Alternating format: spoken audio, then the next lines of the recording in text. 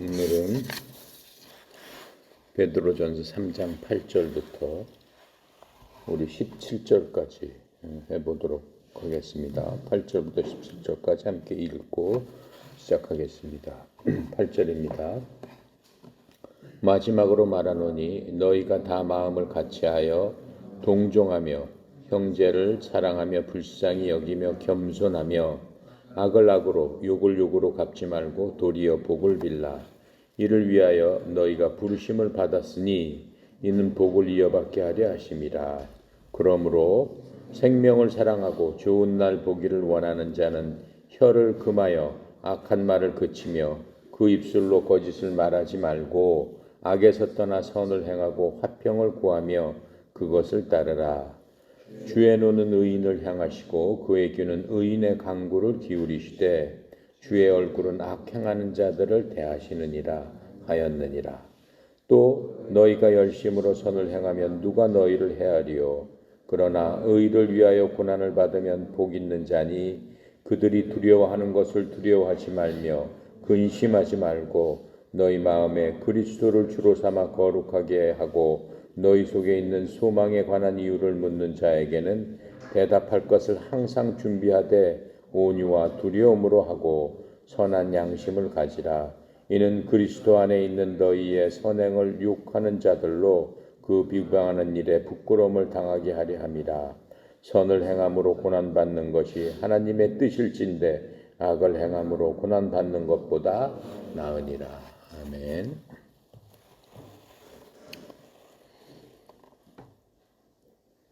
이 오늘 읽은 이 말씀은 그리스도인들, 예수를 믿고 구원받은 사람들에 대한 행복에 대해서 말씀하고 계세요. 그리스도인들이 어떻게 했을 적에 하나님께 복을 받을 수 있는가라고 하는 말씀을 우리한테 알려주고 있는 겁니다. 많은 사람들이 교회 가고 예수 믿고 하는 이유가 이 땅에서 복을 받기 위해서 많은 사람들이 그렇게 찾아다니고 있습니다. 특별히 오순절 교파, 한국 교회로 따지면은 순복음교회, 순복음을 오순절 교파라고 합니다. 순복음 이러한 그 오순절 교파에 다니는 그러한 사람들은 그 복에 대해서 하나님을 믿으면 하나님께서 축복하시는데 물질적인 축복, 또 병 나음의 축복, 이 세상에 살아나가는데 필요한 그러한 복을 반드시 주신다라고 하는 것을 굳게 믿습니다. 나쁜 건 아닙니다. 나쁜 건 아니지만은 성경의 원리를 똑바로 알아야지만 우리가 참된 복을 받을 수 있습니다. 성경은 어떻게 지금 말씀하고 있습니까? 그래서 많은 사람들은 어떻게 생각하냐면은 내가 교회에 헌금을 많이 하고 뭔가 봉사를 많이 하고 또 그 교회에서 시키는 대로 순종하면 따를 적에 하나님께서 내게 복을 갑절이나 주시지 않을까 생각을 하면서 그것을 기대하면서 복 받을 것을 또 열심히 간구하면서 주여 복을 주시옵소서라고 하면서 그렇게 하고 있습니다. 자, 중요한 것은 구약과 신약의 복에 대한 그 관점이 틀리다라고 하는 거예요. 하나님께서 말씀하시는 구약 사람들한테 준 복과 신약 사람들한테 준 복이 틀리다라고 말씀하시는 겁니다. 우리는 신약 시대 사람들이죠. 예수 그리스도 이후에 예수님께서 십자가에서 구약을 다 완성하시고 내가 다 이루었다라고 하시면서 십자가에서 돌아가신 이후에 구원받아서 믿는 사람들을 신약 시대 사람들이라고 합니다. 그러니까 우리는 당연히 신약 시대에 속해 있는 그러한 사람들이고 신약 시대에 속해 있는 사람들이기 때문에 신약에서 말씀하시는 그 복의 원리대로 우리는 복을 받아야 되는 겁니다. 자, 중요한 것은 신약과 구약의 복의 내용이 완전히 틀리다라고 하는 건데 구약은 주님께서 우리가 배웠듯이 아브라함을 택해서 많은 민족 중에 이스라엘이라는 국가를 주님께서 만들어 주시고 그 만들어 주신 이스라엘을 주님께서 통치하시면서 많은 민족들, 다른 많은 민족들, 이방 사람들한테 보여주는 거예요. 나를 믿게 되면은 너네 눈으로 확인하고 봐라. 이 이스라엘 민족들이 얼마나 큰 복을 받는가라고 하면서 이 땅에서 정말 축복받는 그러한 것들을 보여주시는 겁니다. 그게 구약의 복의 원리입니다. 하지만 신약은 어때요? 예수님께서 이 땅에 오셔서 우리를 속사람으로 거듭나게 하시고 우리는 이 세상을 살아가는 나그네요 순례자다라고 이렇게 말씀해 주시고 너희들은 천국 백성이다.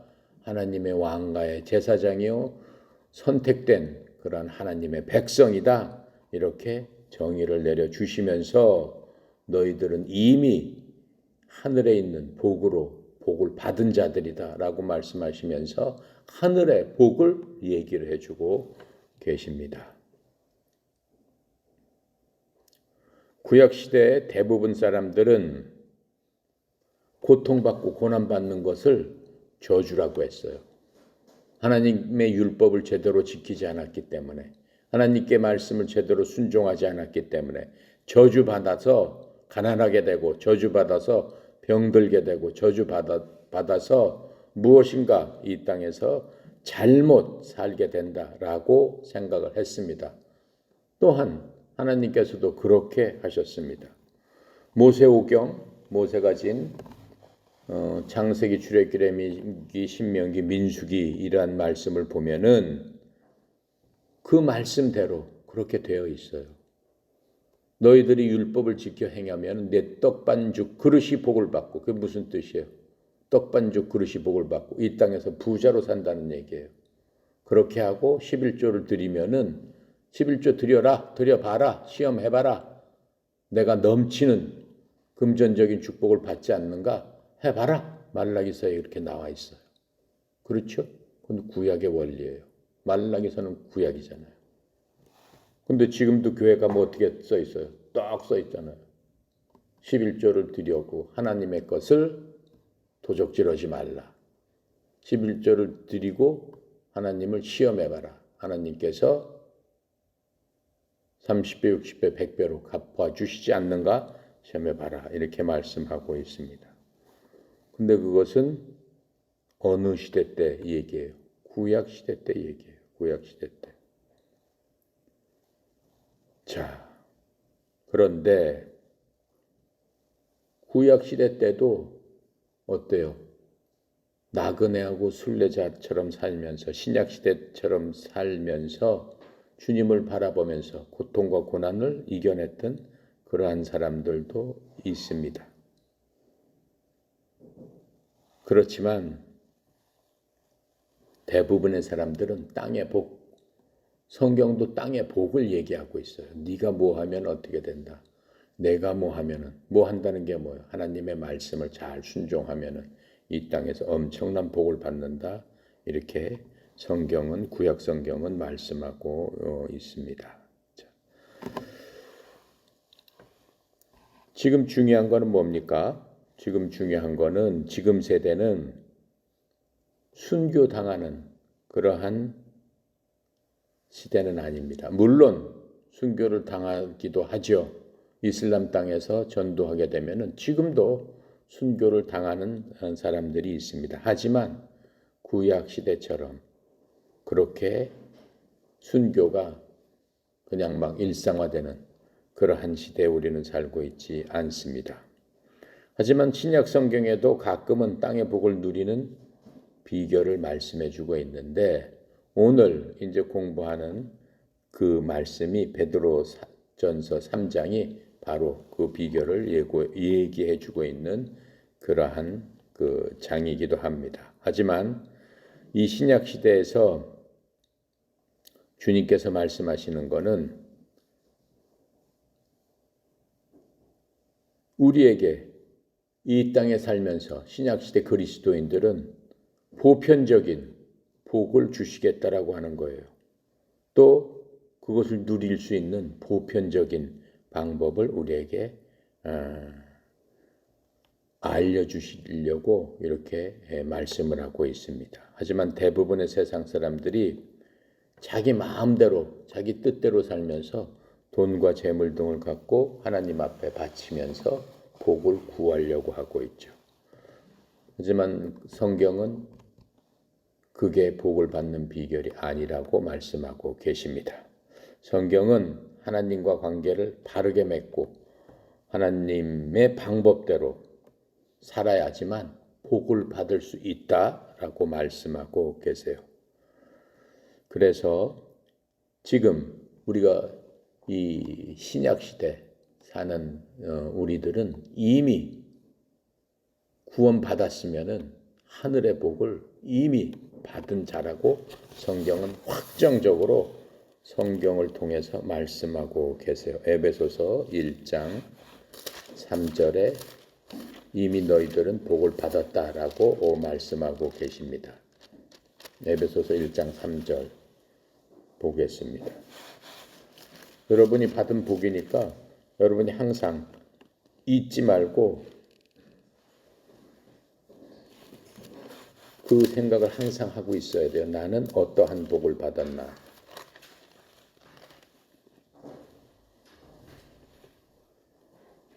자, 에베소서 1장 찾으셨어요?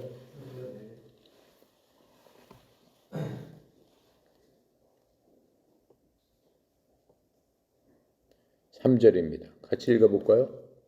시작. 찬송하리로다. 하나님 곧 우리 주 예수 그리스도의 아버지께서 그리스도 안에서 하늘에 속한 모든 신령한 복을 우리에게 주셨으니, 과거형으로 돼 있는 겁니다.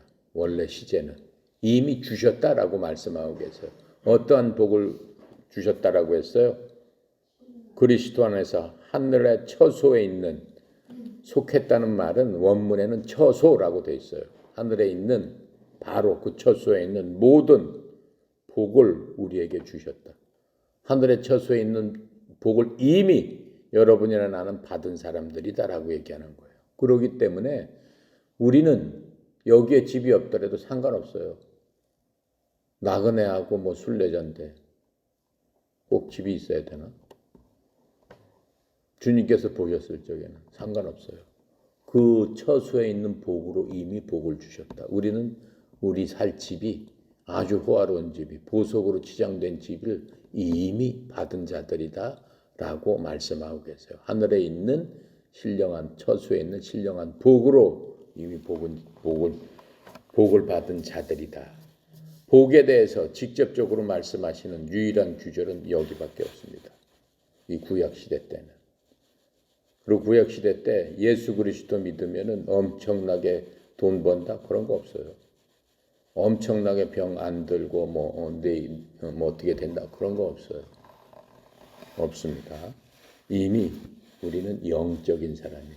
거듭나고 예수를 믿음으로 말미암아 거듭난 사람들입니다. 하지만 이제 오늘 말씀하시는 거는 그러한 이 땅에서도 주님께서는 구원받은 너희들이 이 땅에서도 잘 살기를 원하신다라고 말씀하고 계세요. 어떻게 잘 살아? 가장 중요한 거는 너네들이 이 땅에서 살다가 죽는 동안 마음속으로 걱정하지 말고 마음속으로 평안하고 자유롭고 마음속으로 온전히 어느 사람한테 대하더라도 떳떳하고 자유롭게 그러한 자들로서 살기를 원한다라고 하시면서 그렇게 살 수 있도록 복을 주셨는데 그 비결을 오늘 말씀해 주고 있는 겁니다. 자, 8절부터 시작해 보겠습니다.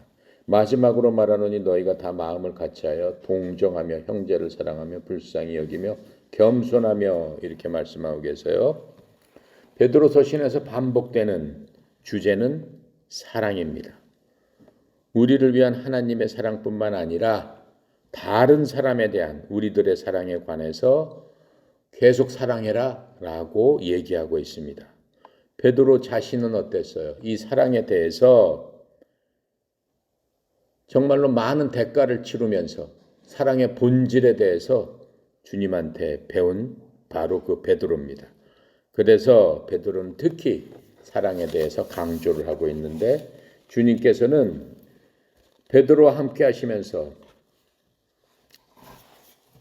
얼마나 베드로를 참아주셨습니까? 3번이나 배신하고 했는데도 끝까지 참아주시고 또 그것도 모자라서 도망가서 나 다시 어부하겠습니다 라고 다 잊어버리려고 했는데 찾아가 주셔가지고 베드로를 회복시키는 예수 그리스도의 그 크신 사랑을 참으시면서 그 모든 것들을 알려줬기 때문에 베드로는 그것을 통해서 참 사랑이 무엇인가를 깨달은 사람입니다. 그래서 이 베드로가 얘기하는 거는 우리는 하나님의 백성들을 위해서 사랑으로 모든 일을 시작해야 된다라고 얘기하고 있어요. 그래서 지금 여기서 마지막으로 이렇게 얘기하고 있는 건 끝으로라는 말입니다. 끝으로, 즉 여태까지 얘기했던 모든 것들을 합쳐서라는 의미로서 이것은 무엇을 뜻하냐면은 율법의 모든 것을 합하면은 뭘로 규결이 된다고 그랬어요. 율법의 완성은 사랑이다라고 하는 겁니다. 바로 사랑으로 규결된다라고 얘기하고 있는 겁니다.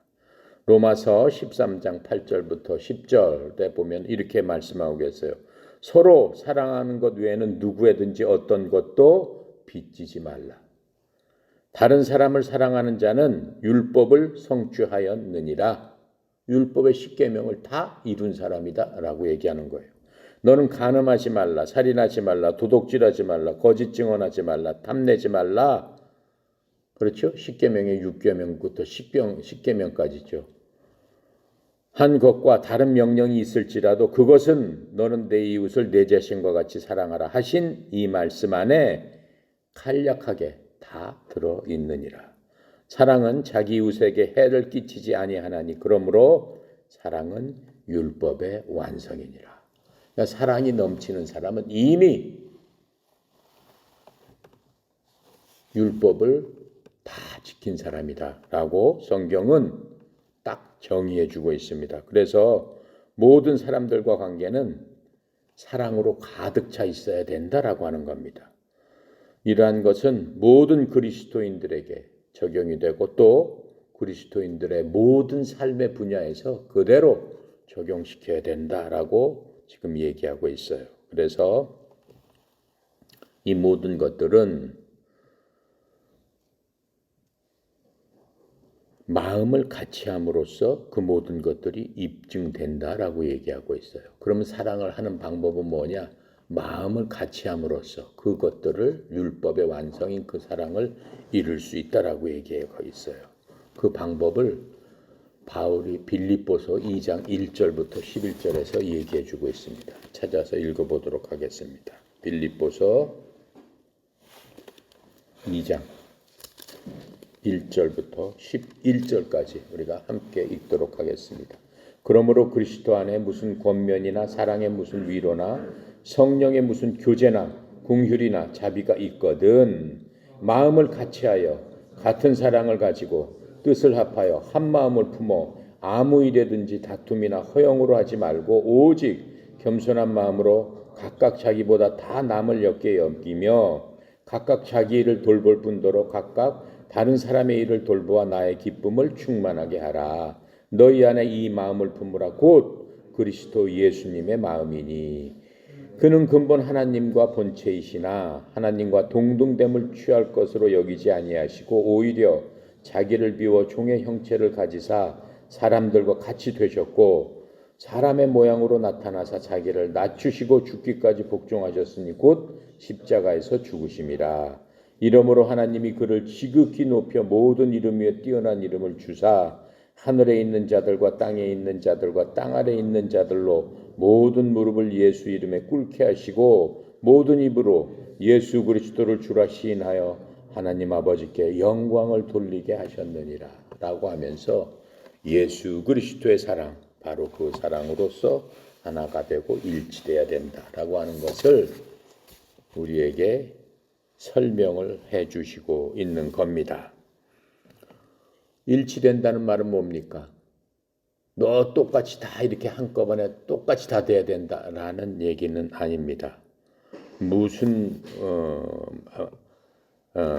말이냐면은 여기서 너희가 다 마음을 같이 하여 마음을 일치하여 그 말은 어떻게 10사람인데 10사람 마음이 다 똑같하겠어요? 그럴 수는 없는 거죠. 그렇게 하라는 뜻이 아닙니다. 이 말은 다양한 10사람이 있으면 10사람마다 다 생각이 다르겠죠. 그 다양한 생각 가운데서 서로 협력해야 된다라고 얘기를 하고 있는 겁니다. 공통분모를 찾아내야 된다라고 얘기하는 겁니다.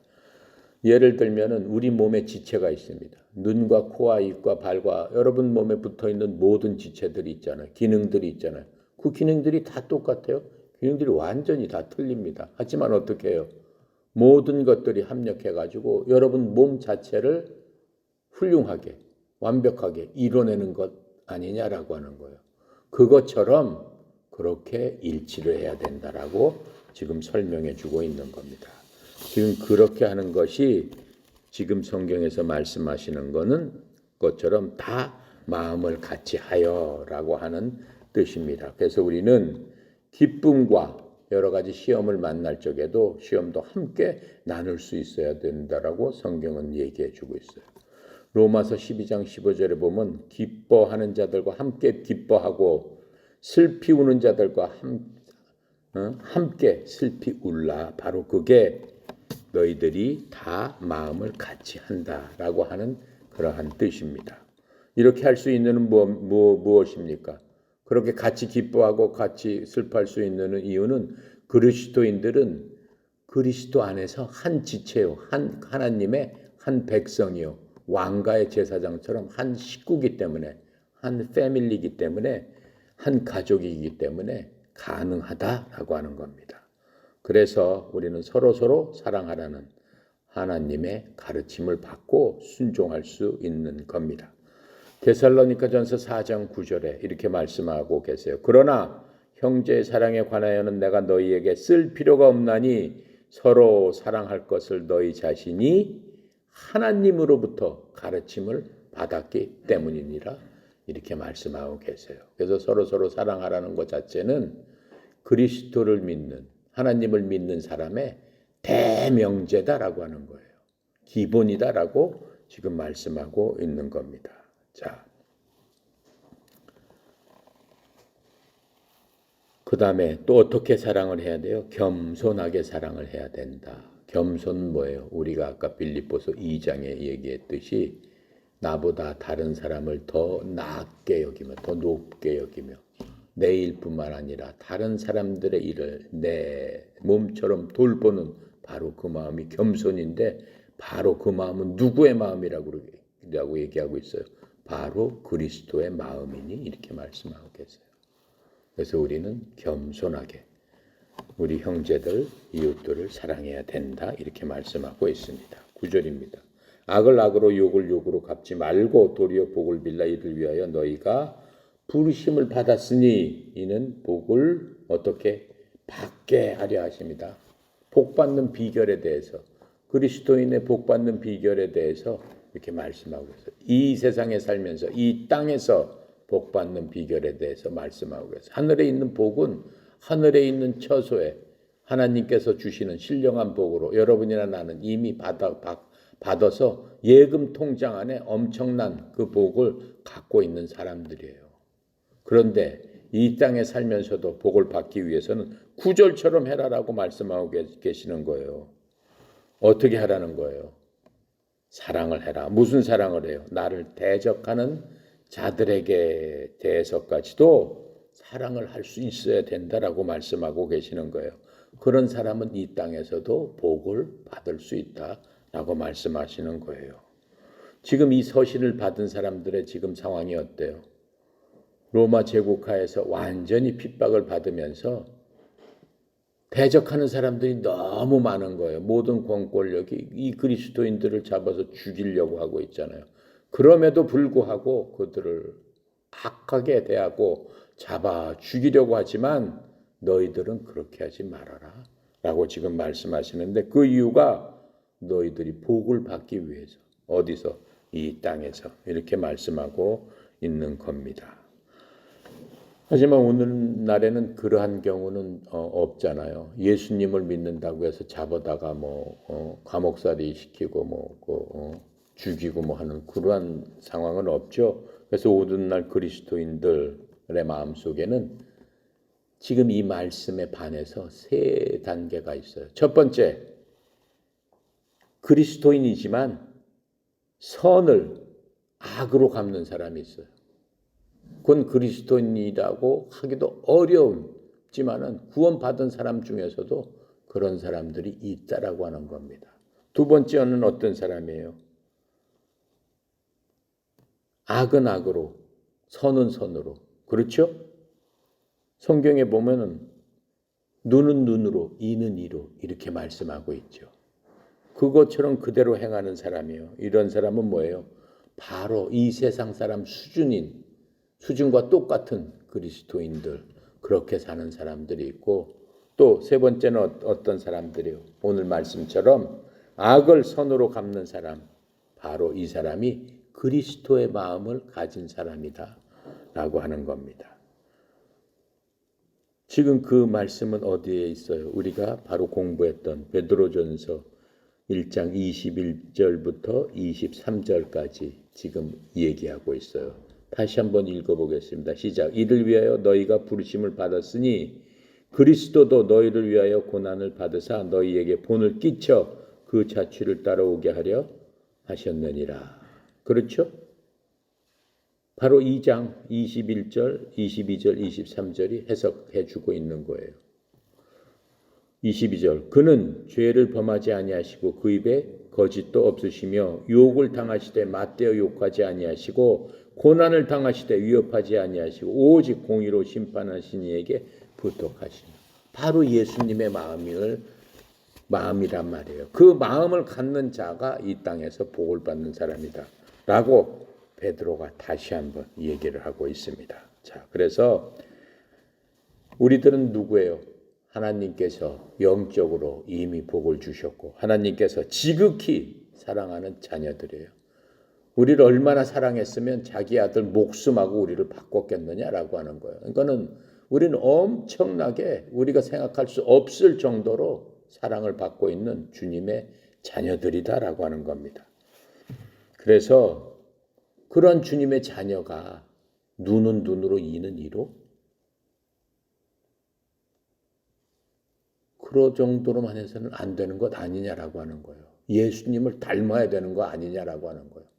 그렇게 하기 위해서 지극히 사랑하기 때문에 하나님 한 분이신 성령님을 너희들 마음속에 내가 부어주지 않았느냐라고 하는 거예요.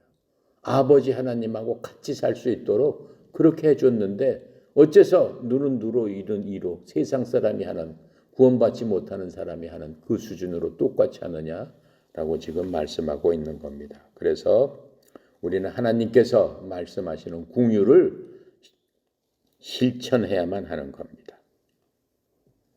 예전에 베드로가 진정한 그리스도인이 되기 전에 주님과 같이 다녔지만 그 제자들은 진정한 그리스도인들이 아니었어요.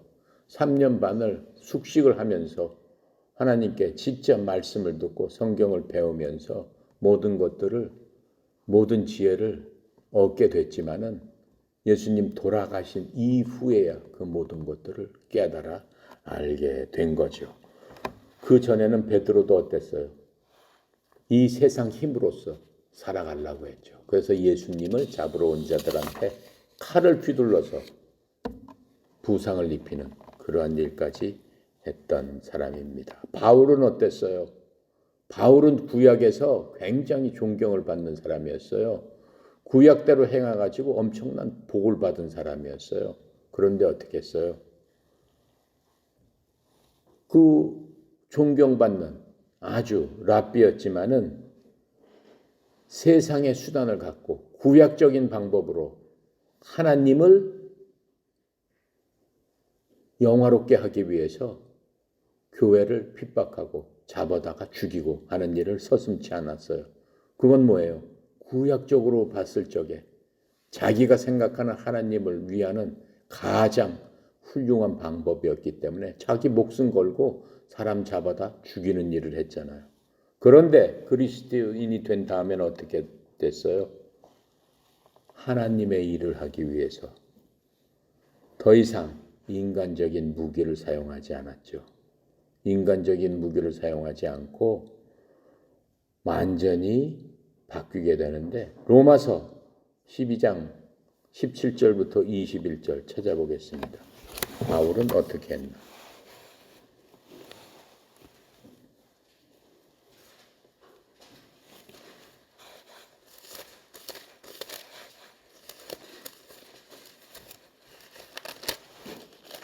로마서 12장 17절부터 21절까지 신약 257페이지 함께 읽겠습니다. 아무에게도 악을 악으로 갚지 말고 모든 사람 앞에서 선한 일을 도모하라. 할 수 있거든 너희로서는 모든 사람과 더불어 화목하라. 내 사랑하는 자들아, 너희가 친히 원수를 갚지 말고 하나님의 진노하심에 맡기라. 기록되었으되 원수 갚는 것은 내게 있으니 내가 갚으리라고 주께서 말씀하시니라. 내 원수가 줄이거든 먹이고 목마르거든 마시게 하라. 그리함으로 내가 숯불을 그 머리에 쌓아 놓으리라. 악에게 지지 말고 선으로 악을 이기라. 그렇죠? 눈에는 눈, 이에는 이가 아니고 악에게 지지 말고 선으로 악을 이겨라라고 그렇게 많은 사람을 잡아다가 죽였던 바울이 회심을 하면서 그리스도를 만난 다음에 하나님의 백성이 된 다음에는 그렇게 변한 것을 알 수 있습니다. 지금 우리에게도 그렇게 말씀하고 있는 겁니다. 그래서 이 베드로와 바울과 같은 사도들이 억압을 당했을 때 그들은 이제는 더 이상 세상의 방법을 쓰지 않고 주님께서 말씀하시는 대로 기도에 의지했습니다. 무슨 기도요? 주여, 제가 이렇게 했고 이렇게 했고 이렇게 하고 있습니다. 주님께서 나를 살피시옵소서. 나를 도우시옵소서. 그렇게 기도를 했겠죠. 하고 하나님 힘에 의지했지 자신의 지혜나 힘에 결코 의지하지 않았다라고 하는 겁니다. 우리는 그리스도인들입니다. 또 베드로나 바울처럼 그리스도인들입니다. 똑같습니다. 그럼 뭘 갖고 있어야 돼요? 우리 형제들, 형제인 베드로나 바울처럼 같은 소명을 잊으면 안 됩니다. 주님께서는 베드로나 바울한테 주었던 소명을 우리에게도 똑같이 주었고 이제 시간이 흘러서 우리 타이밍에 우리는 베드로하고 바울처럼 이 땅에 살고 있는 자들임을 잊어서는 안 된다는 겁니다. 그 소명은 뭡니까?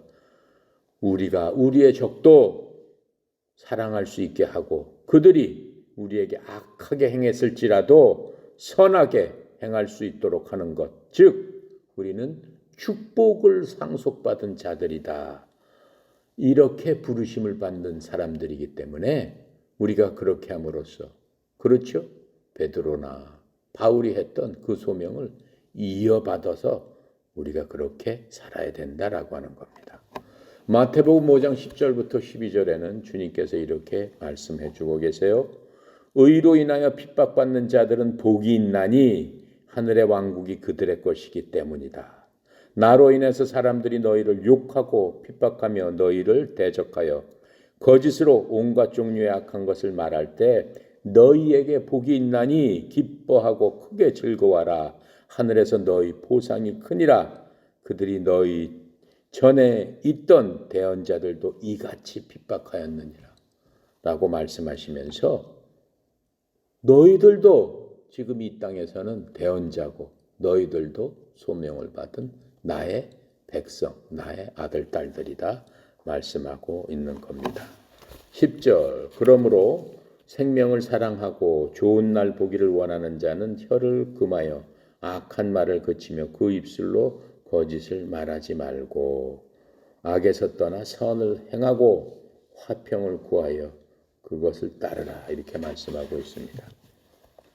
지금 이 말씀은 베드로가 시편을 인용한 말씀입니다. 시편 34편 12절부터 15절까지 그 인용을 한 말씀이에요. 한번 찾아보겠어요. 시편 34편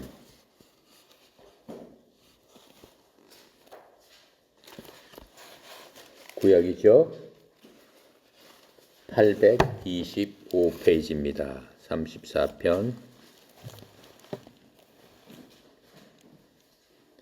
12절부터 15절 함께 읽겠습니다.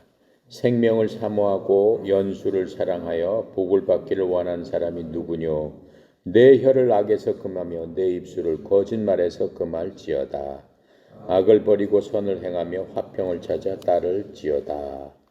여호와의 눈은 의인을 향하시고 그의 귀는 그를 부짖음에 기울이시는 도다. 아멘. 지금 이 말씀을 인용하고 있는 겁니다. 자, 그래서 우리는 서로 사랑해야 되고 적까지도 사랑하며 그 생명을 사랑할 수 있어야 된다. 바로 그것이 우리가 복받는 비결이다. 그렇죠? 지금 생명을 사랑하는 게 뭐예요? 그 당시는 정말 엄하고 그 다음에 위협이 정말 가득한 하나님을 믿지 않고는 공포에 시달려서 자기 생명을 스스로 해치는 그러한 상황까지 왔어요. 왜 그래요? 자기 동료들이 붙잡혀서 어때요? 사자밥이 되는 것을 보잖아요. 톱으로 막 쓸어버리고 불로 막 태워 죽이고 하는 그런 꼴을 보잖아요. 그러한 꼴을 당하느니 내가 죽어야지 하면서 공포에 질려서 자기 생명을 갖다 스스로 끊어버리는 그러한 일도 있었다라고 하는 거예요. 그래서 어떻게 해야 돼요? 생명을 포기해서는 안 된다라고 지금 얘기하고 있어요. 이 세상엔 나쁜 이러한 어려운 날들이 그리스도인들에게는 어떠한 상황 하에서는 오히려 그것이 더 좋은 날들로 바뀔 수 있다라고 하는 거예요. 어떠한 조건에서 첫 번째, 자기 생명을 포기해서는 안 된다라고 하는 거예요. 어떤 경우에 있어서도 생명을 사랑해야 된다라고 지금 얘기하고 있잖아요. 그것은 뭐예요? 자기 자신의 의지예요. 어떠한 처지에 있더라도 생명을 끊어서는 안 된다라고 말씀하고 있어요. 바로 그리스도인들은 모든 상황에서 최선을 다하는 최악의 경우도 그렇게 하는 것이 믿음의 태도다라고 얘기하고 있는 겁니다. 두 번째로는 뭐예요? 우리가 혀를 조심해야 된다라고 하는 겁니다. 인생에 있어서 많은 문제가 발생되는데 발생하는 것의 대부분은 혀로 인해서 그렇게 발생된다라고 하는 거예요. 자, 그래서 특별히 시편 141편 3절에 보면은 이렇게 나와 있어요. 오 주여, 내 입에 파수꾼을 세우시고 내 입술에 문을 지켜 주소서라고 다윗이 얘기하고 있는 그것을 볼 수 있습니다. 특별히 혀는 불의의 지체라고 그랬어요. 너의 몸을 살라버리는 불의의 지체, 이 몸 중에서 가장 악한 것이 혀다라고 성경은 분명히 말씀해 주시면서 혀를 조심하지 않으면은 너는 내 스스로를 불태워버리는 불의의 세계에 빠져버리는 그러한 자가 된다라고 하면서 야고보가 3장에서 그 말씀을 하고 있어요. 야고보, 바로 야고보서 찾아보겠습니다. 베드로 전서 바로 앞입니다. 야고보서 3장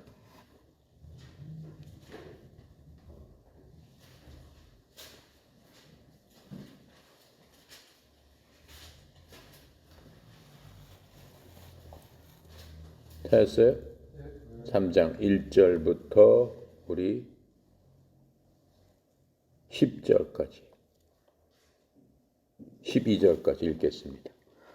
내 형제들아, 너희는 현생된 우리가 더 큰 심판을 받을 줄 알고 선생이 되지 말라. 우리가 다 실수가 많으나 만일 말에 실수가 없는 자라면 곧 온전한 사람이라. 능히 온몸에 굴레를 씌우리라. 우리가 말들의 입에 재갈을 물리는 것은 우리에게 순종하게 하려고 그 온몸을 제어하는 것이라. 또 배를 보라. 그렇게 크고 광풍에 밀려가는 것들을 지극히 작은 키로서 사공의 뜻대로 운행하나니 이와 같이 혀도 작은 지체로 돼 큰 것을 자랑하는도다. 보라, 얼마나 작은 불이 얼마나 많은 나무를 태우는가. 혀는 곧 불이요 불의의 세계라. 혀는 우리 지체 중에서 온몸을 더럽히고 삶의 수레바퀴를 불사르나니 그 사르는 것이 지옥의 불에서 나느니라. 여러 종류의 짐승과 새와 벌레와 바다의 생물은 다 사람이 길들일 수 있고 길들여 왔거니와 혀는 능히 길들일 사람이 없나니 쉬지 아니하는 악이요 죽이는 독이 가득한 것이라. 이것으로 우리가 주 아버지를 찬송하고 또 이것으로 하나님의 형상으로 지음을 받은 사람을 저주하나니 한 입에서 찬송과 저주가 나오는도다. 내 형제들아 이것이 마땅하지 아니하니라. 샘이 한 구멍에서 어찌 단물과 쓴물을 내겠느냐. 내 형제들아 어찌 무화과 나무가 감난 열매를 포도나무가 무화과를 맺겠느냐. 이와 같이 짠물이 단물을 내지 못하느니라.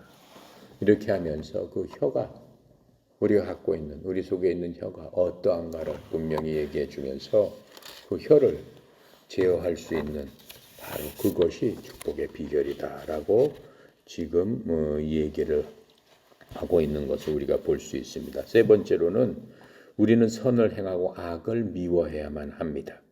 우리가 긍정적인 것, 부정적인 것 모두가 필요하지만은 우리는 꼭 죄를 피하는 그러한 자들이 되어야 됩니다. 네 번째로 우리는 화평을 구하고 찾아야만 되는 겁니다.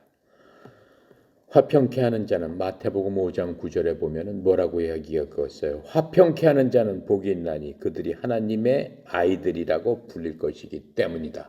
무슨 일이 있을 적에 화해를 시키고 중재하는 바로 그것은 하나님의 자녀들이 하는 큰 축복이다라고 하는 겁니다. 자, 그래서 이와 같이 함으로 말미암아 우리는 어떠한 일에 있어서도 하나님의 뜻 가운데서 살 수 있는 그러한 힘을 가질 수 있게 되는 겁니다.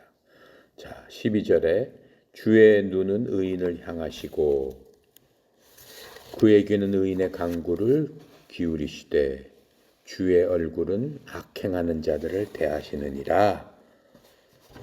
하나님께서는 뭐라고 말씀한다고 하셨어요? 형제를 사랑할 뿐만 아니라 우리를 대적하는 자들까지도 사랑하는 것이 축복받는 비결이다 라고 말씀하셨는데 우리가 우리를 대적하는 자까지 사랑해라?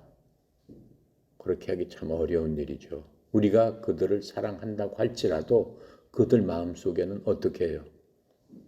우리를 죽이려고 시시탐탐 노리고 있는 상황이에요. 그 상황에도 불구하고 주님께서는 우리로 하여금 내가 복을 받으려면은 그들조차도 사랑해야 된다라고 말씀하고 있는 겁니다. 자, 하지만 우리는 걱정할 필요가 없습니다. 왜요? 하나님의 눈이 어떻게 해요? 그들을 바라보고 있다라고 지금 말씀하고 계세요. 하나님의 기도가 어때요? 하나님의 귀가 우리의 기도를 들으시기 위해서 열려 있기 때문에 그리고 우리를 항상 지켜보고 있기 때문에 우리는 원수를 사랑해도 걱정할 필요가 없다라고 하는 거예요. 우리는 그럼 손해 아니냐? 우리는 그들을 사랑하는데 그들은 기회를 노리고 우리를 죽이려고 하는 그 마당에서 어떻게 우리 혼자 일방적으로 사랑을 할 수 있습니까? 걱정하지 말라는 거예요. 그 이후의 일은 누구한테 맡겨라? 나한테 맡겨라라고 하는 거예요. 그럼 무슨 얘기예요? 너는 내가 너한테 얘기하는 축복받는 비결대로 복받는 일을 하고 그게 하나님의 일을 하는 거예요. 그렇다면은 하나님께서는 내가 내 일을 해주마라고 하는 겁니다. 그러니까는 아무런 걱정도 할 필요가 없다라고 지금 얘기하고 있는 겁니다. 13절입니다. 또 너희가 열심으로 선을 행하면 누가 너희를 해하리요? 이렇게 말씀하고 있죠. 지금 이 13절부터 15절까지는 고통 중에 하나님의 은혜를 말하고 있는 겁니다. 주님을 두려워하면은 모든 두려움을 이길 수 있는 그 영적 원리가 주님을 두려워하는 거예요. 주님을. 그러니까는 하나님의 본질은 거룩하심이에요. 거룩하심이라는 것은 이 세상과는 구별되어 있는, 우리의 생각과는 전혀 다른 차원의 구별되어 있는 분이시기 때문에 그분을 두려워하는 것이 하나님을 사랑하는 그 근본이에요. 자, 그래서 그러한 영적인 원리, 주님을 두려워하면은 인간이 갖는 모든 두려움을 이길 수 있다는 이러한 영적인 원리를 13절에서 얘기해 주고 있는 겁니다. 이 13절은 14절과 바로 연결이 되는데 어떠한 영적인 원리가 연결이 돼요? 뭐라고 14절에서 얘기하고 있어요. 너희가 열심으로 선을 행하면 누가 너희를 해하리요. 그러나 의를 위하여 고난을 받으면은 복이 있는 자니 그는 두려워하는 것을 두려워하지 말며, 그들이 두려워하는 것을 두려워하지 말며 근심하지 말라, 이렇게 말씀해주고 지금 있습니다. 지금 이 의라는 것은 뭐예요? 의라는 것은 14절에 의를 위하여 고난을 받으면, 이 의, 여기서 말씀하시는 의는 교리적인 의를 얘기하는 게 아니고 우리가 실제적인 삶에서 옳은 일을 하는데 두려워하지 말라, 이렇게 얘기하고 있는 거예요. 우리가 옳은 일을 하면서 이 옳은 일을 하게 되면은 그것을 싫어하는 사람들이 있죠. 특별히 권력을 잡은 사람들이 올바른 일을 분명히 하려고 하는데 그 올바른 일을 나타내는 게 권력 잡은 사람의 어떠한 약점이었다라고 한다면 어떻게 해요? 어떻게든지 그렇게 하지 못하도록 수단과 방법을 안 가리고 고난을 당하게 하는 거죠. 하지만 어떻다라는 거예요? 주님께서는 걱정하지 말라. 그렇죠? 두려워하지 말며 그 부분에 대해서 근심하지 말라라고 얘기하는 거예요. 그래서 실질적인 삶에서 옳은 일을 함으로 말미암아 고난을 당할 수도 있다라고 성경은 말씀해 주고 있어요. 우리를 대적하는 자들하고 맞부딪혔을 적에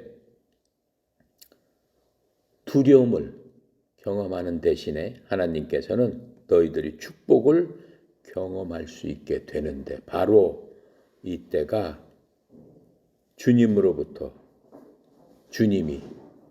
바로 이때 주님이 우리 마음속에 계시기만 한다면은 그러한 축복을 경험할 수 있는 좋은 기회가 된다라고 하는 겁니다. 그러니까는 악한 이 세상에서 의를 위해서 선한 일을 하다가 고난을 당하는 일이 빈번하지만은 그러한 것들을 두려워하지 말라, 무서워하지 말라, 불안해하지 말라, 이렇게 말씀하고 계십니다. 왜? 그렇게 했을 적에 너희들한테 복을 받게 내가 해주기 때문이다 라고 말씀하시면서 그것이 이 땅에서 복받는 비결 중에 또 하나다 라고 지금 말씀하고 계시는 겁니다. 자, 그렇게 하시면서 여기서 이러한 사람들에 대해서는 주님께서 뭐라고 말씀하세요? 마태복음 5장 10절에서 주님께서 직접 말씀하십니다. 이렇게 선한 그 일을 하다가, 즉 의를 행하다가 핍박받는 자들은 복이 있나니 하늘의 왕국이 그들의 것임이라, 이렇게 말씀하시면서 바로 이들이 복이 있는 자다라고 말씀해주고 계시는 겁니다. 그래서 우리 삶에서 예수님이 주님으로 계실 적에는 어떠한 위기가 우리에게 오더라도 예수님께서는 우리를 그리스도의 증인으로 세우는 기회가 된다라고 하는 겁니다. 그리스도의 증인이 된다는 것이 얼마나 큰 축복입니까? 그래서 우리가 세상의 위협에 두려워하게 된다면은 선을 따라 의를 위하는 길에서 벗어나게 되는 겁니다. 두렵게 되는 순간에 우리는 어떻게 되는 거예요?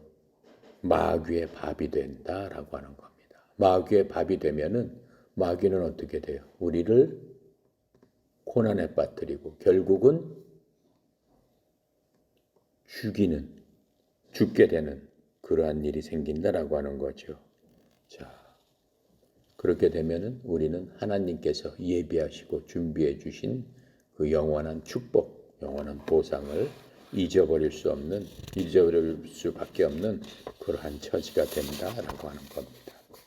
자, 오늘은 시간이 됐으니까 여기까지 하고 15절부터는 내일 하도록 하겠습니다. 자, 기도하고 마칩니다. 감사하시고 거룩하신 하나님, 하나님의 은혜의 영광을 찬양합니다. 특별히 우리가 신약 시대에 살지만은 이 땅에서 복을 받을 수 있는 그러한 축복을 우리에게 주셨사오니 아버지 하나님 감사합니다. 주님 말씀대로 우리가 원수까지도 사랑할 수 있는 그러한 능력과 힘을 허락하여 주시옵시고 온전히 선으로 악을 이길 수 있는 그러한 자들이 되어서 떳떳하게 주님의 그 사랑을 전달하고 나타나고 고백할 수 있는 그러한 용감한 자로서 삶을 사는데 조금도 두렵지 않도록 성령님께서 인도하여 주시옵시고 성령님으로 충만함으로 말미암아 하나님의 말씀에 순종해서 이 땅에서도 축복을 받고 사는 그러한 저희들 다 되도록 인도하여 주시옵소서.